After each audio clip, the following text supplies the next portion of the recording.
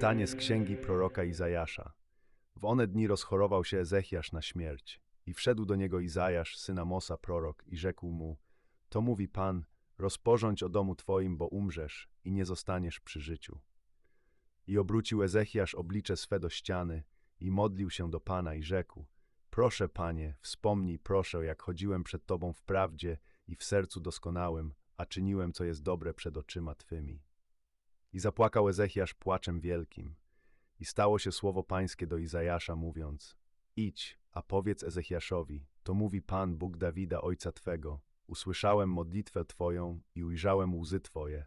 To ja dodam do dni Twoich 15 lat i z ręki króla asyryjskiego wyrwę Ciebie i to miasto i obronię je, mówi Pan Wszechmogący.